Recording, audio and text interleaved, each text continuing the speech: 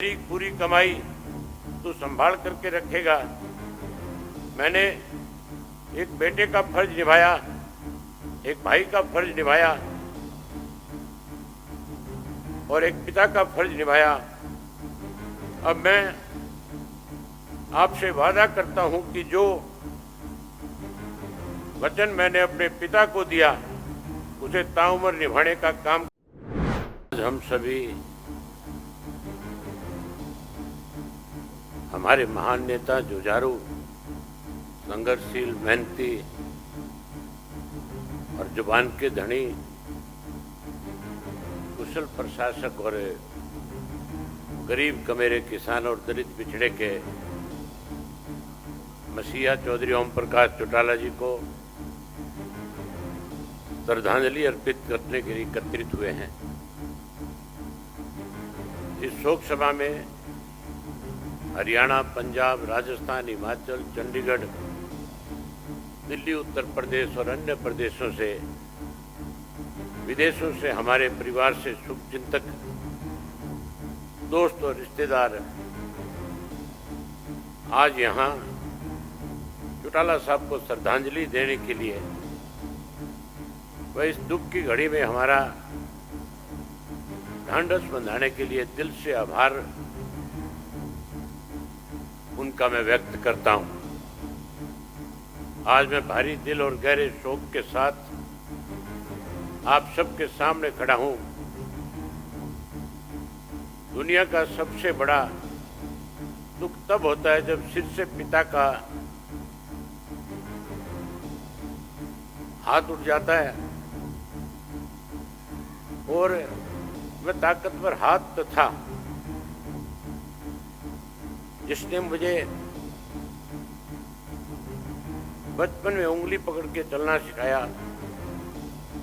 सही गलत राहों का अंतर बताया, राजनीतिक गलियारों में सीना तान कर खड़ा होना सिखाया। मेरे पूजनीय पिताजी और आपके अजीज नेता अपनी जान से भी ज्यादा प्रेम करने वाले शख्सियत थे। जाने का दुख तो मुझे हो रहा है, उसे मैं शब्दों में बयान नहीं कर सकता।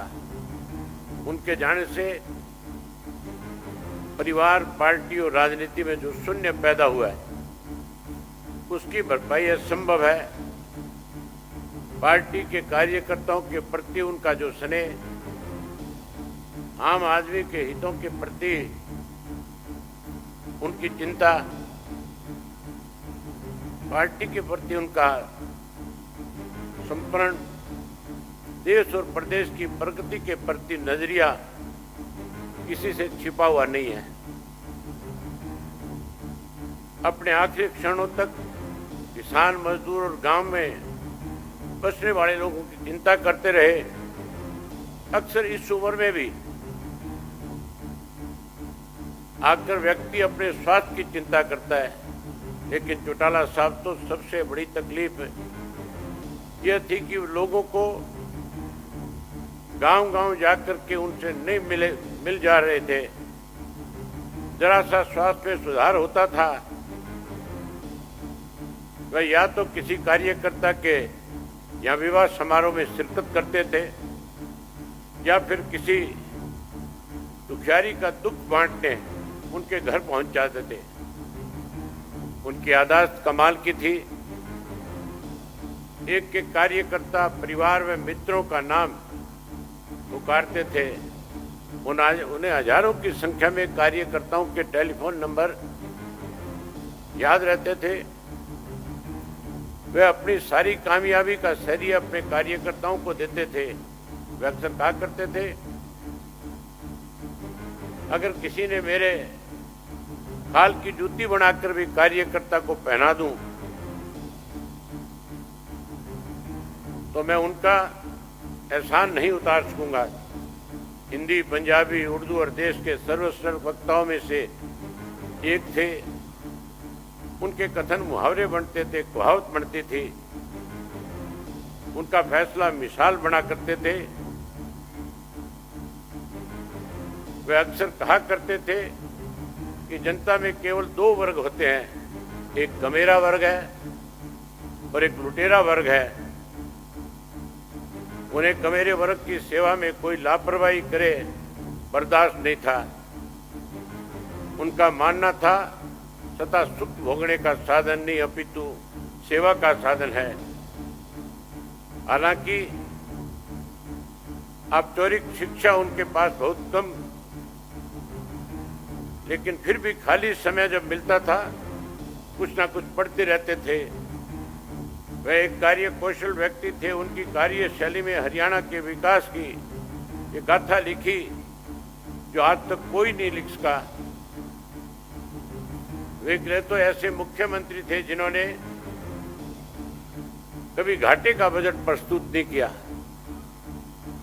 उनके समय में हरियाणा की अर्थव्यवस्था अपने शिखर पे थी। ब्यूरोक्रेसी पूरी तरह कर्मठ और अनुशासित थी। उनका जीवन और कार्य प्रणाली दोनों ही अपने आप में एक मिसाल थी। उनका नेतृत्व एक आदर्श नेतृत्व था। हरियाणा के कोने कोने में उन्होंने जो विकास किया, अक्षमता आंदोलन किए, संघर्ष के बिगुल बजाए, उन सब का परिणाम आपकी आंखों से हरियाणा की तीव्र गति और उन्नति की राह पे आज अग्रसर हुआ है।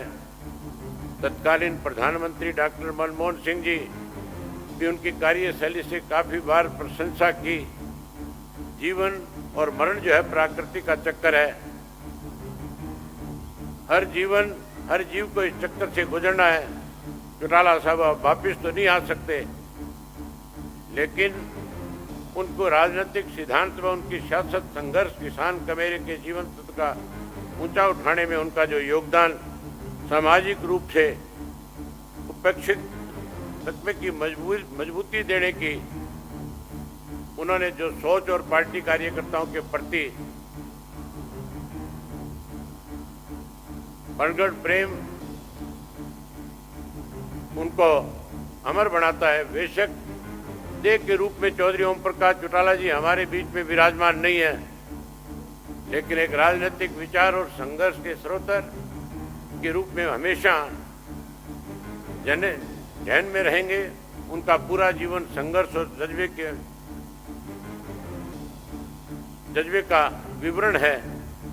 हमारी चौटाला साहब को सच्ची श्रद्धांजलि यही होगी कि हम उनको दिखाए गए संघर्ष के रास्ते पे चलते रहें, किसान मजदूर की लड़ाई लड़ते रहें और सुनिश्चित करें कि समाज जो उपेक्षित वर्ग है, चाहे वो किसान हो, मजदूर हो, छोटा दुकानदार हो, हमारे दलित और अन्य पिछड़े वर्ग के लोग हों, उनको शासन व्यवस्था में और सरकारी योजनाओं में उनका हक मिले। जब चौधरी देवीलाल जी का स्वर्गवास हुआ था, तब चौटाला साहब ने कार्यकर्ताओं से आह्वान किया था कि मेरा कान पकड़कर समझाने वाला मेरा पिता नहीं रहे, लेकिन आप सब मेरी गलती करने पे चौधरी देवीलाल बन करके मेरे कान खींचने का काम करना। आज 21 साल बाद मेरे कान खींचने वाला चौटाला साहब भी परमात्मा को प्यारे हो गए।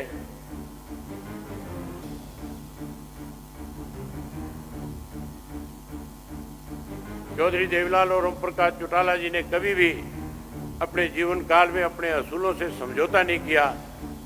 अपनी जिंदगी के आखिरी दशक में भी हजारों कार्यकर्ताओं के परिवारों को नौकरी देने का काम किया। वह 10 साल कार्यकर्ताओं के मान सम्मान के लिए जेल काटी। वह जब भी जेल से छुट्टी पे आया करते थे, आराम की जगह गांव देहात के कार्यकर्ताओं से मिला करते थे। वह कहा करते थे, मैं बिल्कुल ठीक हूँ। कभी भी उन्होंने कार्यकर्ताओं को कुछ महसूस नहीं होने दिया और कार्यकर्ताओं की हमेशा ही हौसला अफजाई की। उन्होंने मुझे ये भी कहा कि मेरी पूंजी, मेरी ताकत मेरे कार्यकर्ता ही हैं और तू मुझे वायदा कर कि मेरी पूरी कमाई तू संभाल करके रखेगा। मैंने एक बेटे का फर्ज निभाया, एक भाई का फर्ज निभाया। और एक पिता का फर्ज निभाया। अब मैं आपसे वादा करता हूं कि जो वचन मैंने अपने पिता को दिया उसे ताउम्र निभाने का काम करूंगा। और आखिर में पार्टी के जुझारू कार्यकर्ताओं को सिर्फ इतना ही कहूंगा कि सुख दुख हमारे जीवन का हिस्सा है। आप हिम्मत रखिए, हम चौटाला साहब को तो वापस नहीं ला सकते, लेकिन उनके सपनों को अवश्य साकार करेंगे। और आज जितने भी महानुभाव आज की श्रद्धांजलि सभा में शामिल हुए, मैं आखिर में आप सबसे एक निवेदन करूंगा कि चौटाला साहब ने अपनी ताउम्र जिंदगी में हर किसी के, चाहे उनका कितना भी बड़ा राजनीतिक कोई विरोधी था, उसके यहां भी अगर घर में किसी वजह से कोई संकट आया या कोई बड़ा बुजुर्ग गया तो चौटाला साहब हमेशा उनके बीच में जाकर के खड़े हुए, ना केवल उन परिवारों को सांत्वनाएं दी बल्कि उनमें हिम्मत और हौसला बढ़ाने के साथ साथ उन्हें विश्वास देकर के आते थे कि मैं उस कमी को तो पूरा नहीं कर पाता, लेकिन मेरे जो जिम्मेवारी आप लगाओगे मैं उसको निभाने का काम करूंगा। आज आप इतनी बड़ी संख्या में आकर के आप लोगों ने जो उनके प्रति अपने श्रद्धा सुमन अर्पित किए, मैं उसके लिए आपका बहुत बहुत आभारी हूँ, बहुत धन्यवादी हूँ। और आपसे आग्रह करूंगा कि चौटाला साहब के खेत में पैदा हुए अन्न से आज आप सब के लिए हमने प्रसाद रखा है। आप सब लोग प्रसाद खा करके जाएं, प्रसाद लेकर के जाएं। आप आए, आपका बहुत धन्यवाद।